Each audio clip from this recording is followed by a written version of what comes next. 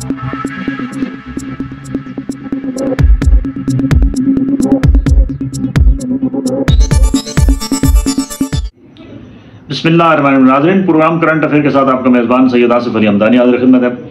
नाज़रीन, पाकिस्तान का जैसे सारा सिस्टम ही दुआ पे चल रहा है, आज हमारी कौमी क्रिकेट टीम के साथ भी 24 करोड़ अवाम की दुआएं थीं। हालांकि आज जिस तरीके से न्यूजीलैंड ने बैटिंग की धुआंधार किस्म की और एक 402 का बहुत बड़ा टारगेट, यानी कि ये चेज़ करना कोई पाकिस्तान जैसी टीम के लिए कोई आसान काम नहीं था। लेकिन आज हमारा जो फ़ख्र ज़मान है उसने आज वाकई फ़ौजी इनिंग्स खेली।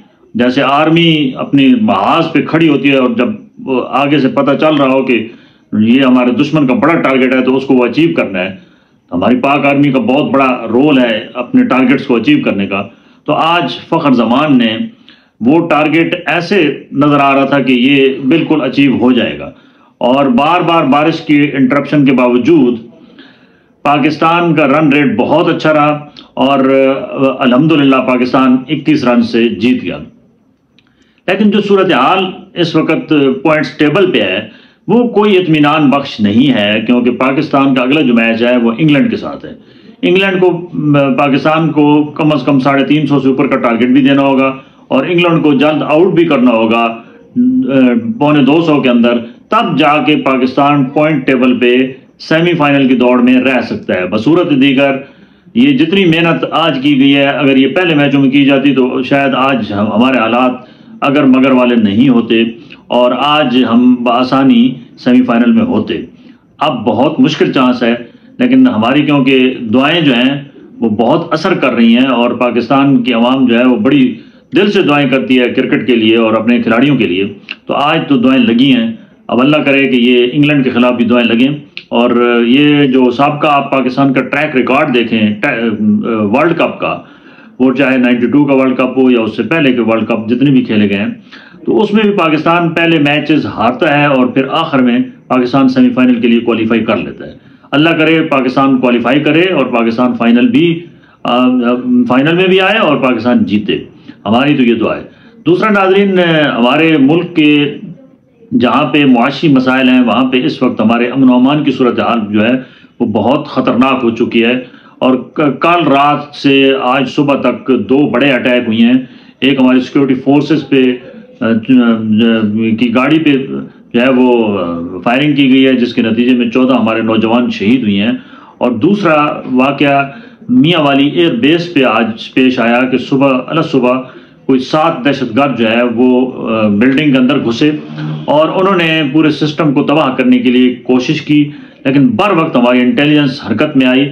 हमारी सिक्योरिटी फोर्सेस ने तमाम दहशतगर्दों को एक क्लीन ऑपरेशन करके 7 के 7 दहशतगर्दों को जो है वो वासल जहन्नम कर दिया।